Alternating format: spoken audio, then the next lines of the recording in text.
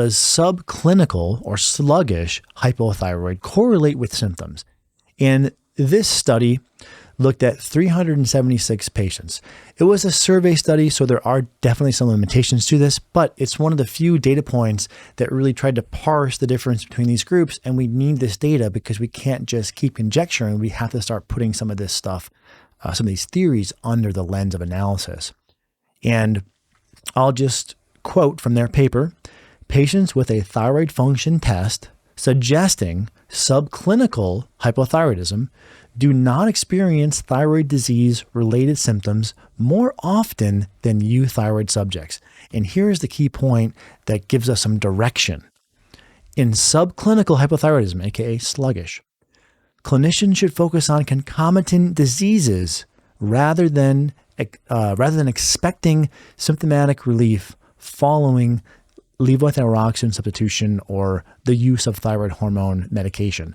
Concomitant diseases. I don't love the term diseases. In research papers, they often use kind of pathological language, but what they're drawing your attention to is the symptoms are probably coming from somewhere else. And this is what we've been trying to champion both in the clinic and on the podcast for years now. And it's nice to see that our clinical observations are starting to have the research catch up with them. This begs the natural question: what concomitant diseases might be causing your symptoms? And one is digestive function. You've probably heard the pervasive impact that digestive function and the microbiota has on health. So to contextualize this survey of 73,000 individuals found a prevalence of 40% for FGDs, functional gastrointestinal disorders. This is sort of an umbrella term that encapsulates constipation, diarrhea, IBS, reflux, dyspepsia, heartburn, belching, right? So we could say a very general gut symptoms label can be assigned to as much as 40% of the population. And if this is a concomitant condition or symptom or disease that drives the thyroid symptoms, this is something for us to cue in on.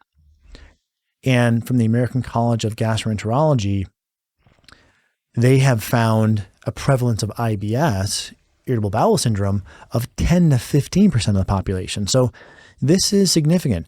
Bear this in mind because true hypothyroidism is about 0.3% of the population.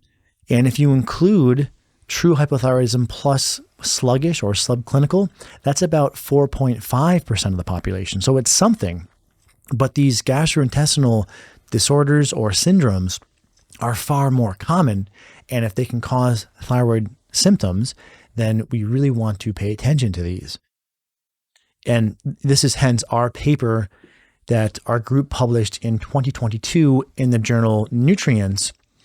And to quote, hypothyroid symptoms can also be from poor GI health. For example, IBS has been associated with fatigue, worse quality of life, depression, anxiety, and sleep disturbances. SIBO has also been associated with both depression and anxiety.